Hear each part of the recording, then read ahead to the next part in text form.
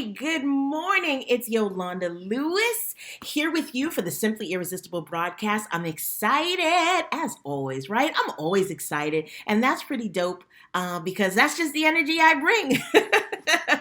That's me. So I'm excited, of course, because today I get to share with you amazing content that's going to help you to take your brand to the next level as an author and be simply irresistible in your world if you're not already. And if you are, I'm going to help to make you more irresistible to your audience. So I'm excited to dive right in. Today we're talking about branding and 4 cringe-worthy mistakes that authors are making with their photos, right? You have to know this because if you don't know this, you're going to continue to make the same mistakes and you don't want to do that, right? It's not worth it. It's actually going to kill the momentum your brand can have as an author and kill the believability of your message. And you don't want to do that. You don't want to kill the believability of your message because here's the thing.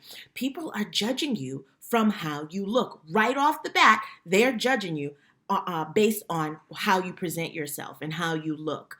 So I know your mama told you that looks don't matter, but this is one of the cases where it does, all right? When you're building your author brand, it's all about the look. It's all about how it makes people feel. And again, that feeling comes from the look, okay? So that's why I want to share with you these 4 cringe-worthy mistakes that authors are making with their photos and how you can fix it in a matter of minutes. It's not even going to take you long to fix. And if you've done it, don't go deleting your whole profile, right? I don't want you to go deleting your whole profile. We're actually going, doing a video for Instagram, folks, all right? So you might see me look away, but I'm still right here because I want to make sure to grab everybody's attention, okay? All right, so that being said, you can fix it in a matter of minutes, right? Anything that I give you, any information that I give you, you can fix right away if you focus your attention on doing so. So that being said, let's jump right in, okay?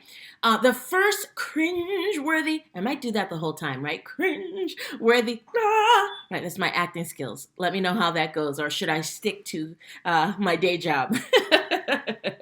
So, all right, the first one is angles, okay? Angles. A lot of times your angles are wrong. What you don't want to have going on is that you're taking photos, even if they are on your cell phone. With today's technology, you can use information from your cell phone, photos, or take photos on your cell phone and use that for your marketing material. You don't have to have a formal photo shoot every single time you're putting out a photo. With that being said, you want to be sure that you're catching the right angles, not just ones that are going to complement your skin, your glow, your effervescence, not just those ones, but ones that are actually going to communicate and convey your message and right? Because your message is connected to the problem that you solve. So when we're looking at becoming profitable authorpreneurs, we want to focus on the problem that we solve. I say this over and over again, and I'm not going to stop saying it, all right? So just get used to it. We focus as authorpreneurs, profitable authorpreneurs, on the problem that we solve. So in order to communicate that message and keep ourselves authentic, you do that through the brand photos. So you want to watch your angles. Now, when you take, let's say, selfies from the angle of down, so you have the photo down here, you have the camera down here, and you're looking down at the photo, guess what? Your audience is going to feel like you're looking down on them. Now, I know your face looks slimmer that way. I know you're highlighting all your best assets when you come from the bottom in terms of a selfie. But when your audience sees that, they're going to see you looking down at them. Even if you don't say that per se, right? Like, let's say that's not even your intentions at all. You are just there because you're trying to help them, whatever, right? You're helping them solve their problem. It has nothing to do with you looking down on them, even though you have the solution to their problem. It has nothing to do with that, but it has everything to do with the tone that you're presenting with that kind of photo. So you want to watch that angle down, right? Now, there are some shots where, and good morning, I see folks joining in. Hey, how are ya? Go ahead and give me a rocket if you're here and excited to be here. So there are moments when you're taking photos where the angle of of that down looking up is attractive in the sense of creative, right? It's creatively like, wow, that looks really good. If you're standing up on, let's say, a rock, and you have the photographer, whether it's your husband or your sister or your auntie or your child, and they're taking that picture from up, sometimes those angles can look really, really good, and you can use them for other reasons. More than likely, you're not going to be looking at the camera, and if you are, it's sending a message. I'm not talking about that. I'm talking about from a selfie perspective. You don't want to have your angle coming from below, all right? The other thing you want to watch with your angles being wrong is when they are coming from above. So actually, when you're coming from below, I'm not sure what you're highlighting outside of, I don't know if you have chin issues, what have you, or you just like how your face looks from the down below. But when you hold it up high and you're looking up at them, that sends a message as well. That sends a message as well. So the message that's sending is you are looking up to your audience. And you don't want to ever put yourself in a debased place in terms of viewpoint of your audience. You always want to make sure that you are eye level, right? We are here. We are one. We are kicking it together. I'm giving you something that you can take, and I'm not better than you because I have this information. I'm here to help. I'm just present. And so the way that you communicate an authenticity with the present nature of you and how you can help your audience is you take that photo front on. Front on, you take that photo, clear view of you. Nobody's looking down and nobody's looking up, and you're not debasing yourself. It's a front on view. And so when it's a front on view, the message that you communicate is being present and pleasantness. It lets them know that you're here for them. All right? That is just point number one. Point number two, a lot of times authors, they say, you know what? This photo I took 6 years ago, it's bang, bang. I'm going to use it on the back of my next book cover. And that is not good. Why? Because when people see you in person, you're more than likely going to look different than what you look like 6 years ago. So a lot of times photos are too old. That's point number two. Those cringe-worthy mistakes that authors make with regard to their photos is that they use old ones. Don't use old photos to promote your book and or to put on a new book cover. You don't want to do that because, again, it sends the wrong message that maybe your information is just as old as that picture. It sends the wrong message in terms of being able to connect with people, right? The authenticity of you using an old photo versus a way old photo, right? Too old to where you don't look like that anymore. Now, if you look like how you looked 6 years ago, then you're good to go. I'm talking to the folks that you don't look the same, and it's not a bad thing, but you want to make sure to be authentic. So who you look like in your photos and online and on your book cover and in everything you do should be the exact same look that is provided to your audience when they see and meet you in person. All right? So don't use, if one of the cringeworthy problems is that you're using too old photos, stop doing that. Okay? All right. The other thing is the background. The background is so distracting. You've got kids running around, and it could just be not even just background photos. Let's say even you're doing video, right? There's too much background noise. That's also distracting. Here's why. You don't want your audience to be so caught up in what's going on in the background of your photo, in the background of your video, that they miss your message. You don't want that. You want to be able to capture their attention from the beginning to the end with everything that you have to offer to them and what you're communicating through that photo. You don't want them to get caught up in the background. The whole focus is on you. And so if your background distracts from that, then you're doing it wrong. All right. That's how you know you're making one of those big mistakes. So let's say you're doing a photo shoot, right? Or even on your cell phone, because that's possible too. So let's say you're doing a photo shoot on your cell phone or with a photographer, and the background is a mural.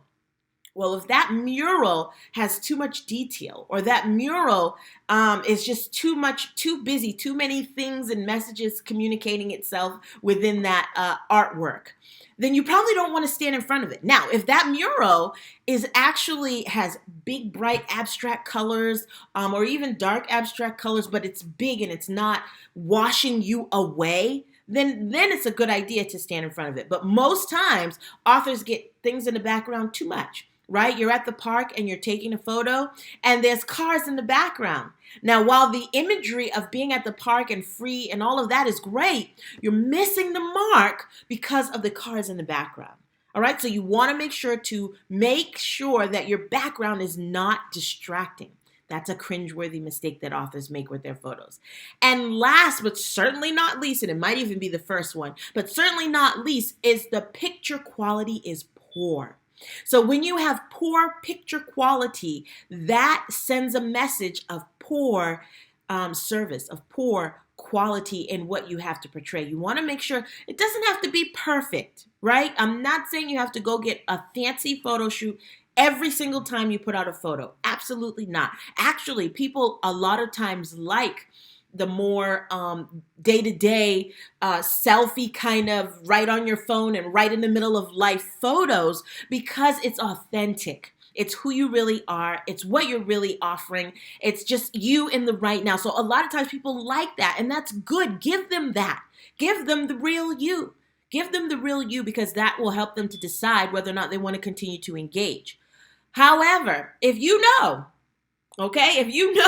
your picture quality on your cell phone is not high pixelation, right? It's not quality photo, pixels. That's the only word I can think of right now. If it's not high quality pixels, right? If it doesn't have a high DPI, then you do not want to use that. You have to find another method. I don't know if you need to borrow someone's phone or what, but you need to find another method and or not use your cell phone because those low quality pictures will translate in a poor brand message. And that will defeat the purpose of you being able to prove that you can help others get from point A, right, their problem, to point B, the solution you provide through your book. Okay? Now, all that being said, how the heck do you fix this? Let me tell you, there's three things that I want you to focus on looking at, actually 4 things that I want you to focus on when you're looking to fix this. And this will take you a matter of minutes, right? It's not even going to take you long to do, okay? Number 1, practice your angles. They say Sundays are for selfies. Take advantage of Sunday and practice your angles, right? Practice yourself getting out of the habit of taking those shots from way up here because it slims your face, right? Practice enjoying your face straight on. Practice enjoying your face straight on, right? I said that twice on purpose because a lot of times sometimes we're insecure about, we're our own worst critics, right? We're insecure about how we look. We're insecure about how we put out our least favorite attributes, you might say, oh my gosh, my eyes are too big. Oh my goodness, my nose, my lips, my teeth, my whatever. And at the end of the day, none of that matters because it's still you. So you can take some great selfie shots and some great shots of you. Sometimes you might need to back up a little bit. And that makes the shot amazing. Sometimes you need to pull up so that lighting can kiss your face, right? And that'll make it amazing. But if you don't practice, you will never know how to work what you have. And I want you to be so confident in what you have that none of that matters because I don't want it to distract you from making the impact that you were born to create here in the land of the living, okay?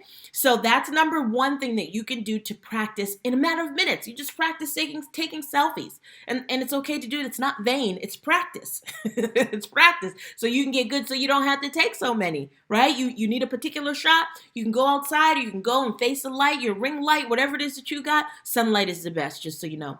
But you go outside and you do that and you take your shot, you know what you're looking for, and you keep it moving.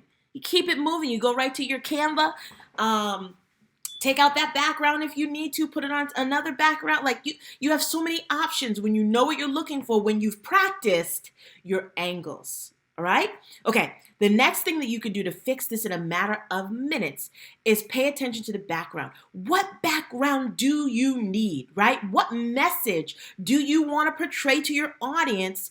And when you know what that message is, then you can decide on what background is appropriate for that message. So if I'm talking about how you can surf your way to profit. Ooh, goodness, bang my arm on my desk. If you can surf your way through profit, right? If I'm going to communicate that message, I probably don't want to do that at a park. I want to do that at a beach where the background is actually the ocean water. Maybe there's a wave coming up. I might catch it at a wave coming up. Doesn't even matter if I'm in the picture or not. That's the other thing. You don't necessarily have to be in every single picture. You don't. It's good to be in some because it helps to solidify the brand, but you don't have to be in every single picture.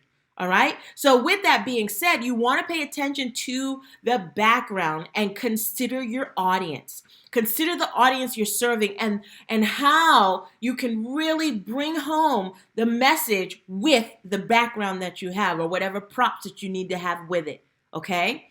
That's what you want to do. Matter of minutes. It's a matter of looking at your surroundings, being intentional about the message that you want to communicate, not haphazard. Now, I'm not talking about the posts that you might provide that are like those in moment living where, oh my goodness, me and my kids were out doing whatever, or me and hubby are on a date night. I'm not talking about that. You do want to watch your angles for that. You can use that to practice angles there too. But I'm not talking about that. I'm talking specifically about photos that you use for promotion.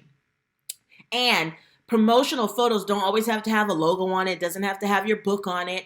It just needs to be in sync with the message, all right? And your background helps to drive that home. So consider your audience, consider your message, and decide on your background, okay? Then make lighting your friend. This is the third thing that you can do to make and not have these cringe-worthy mistakes in your photos. You make lighting your friend. Lighting is your friend. Let the light kiss your skin. Let it illuminate your best attributes, right? Get in some light. Get the light popping and going on, okay? Light, light, light, light, light. I can't even enforce that enough. And when you make the light your friend, you have to face the light in order to do that. So you face the light, not to where you don't want to face the sunshine per se if you choose to use the natural light. You don't want to face the sunshine so much so that you can't see. So then your photos look like this, and it looks like you're high, or it looks like you're high, or it looks like you need some help with your vision. You don't want to portray that. Okay, you don't want to put that out there. You want to make sure that with your photos facing the light and making friends with the light, that it's complementary. All right, let it be complementary to your glow. Well, let it be complementary to your face so you can glow. All right, and then lastly, decide if you need props. Every picture may not need props, and the prop sometimes could be you. You might not need to be in the picture, as I mentioned before. If you are going with the same analogy of, I'm going to help you make waves in your profit, okay? As an author, if I was going to communicate that message, I just might need a shot of waves. And they will, from a psychological perspective, when they look at that picture, they will quickly, they as in your audience, when they look at that picture, they will quickly be able to connect the waves of being big, of being, their own experience with waves, of water, of being overtaking, of being bountiful with the idea of profit, and be like, yeah, I want more information. I want to sign up. I want to connect with them more. So those are the 4 things that you can do to fix those 4 cringe-worthy mistakes that authors make with their photos. All right? Now, I'm excited to share this because if you have questions about your photos, we're going to be bringing in an expert photographer later this month, all right?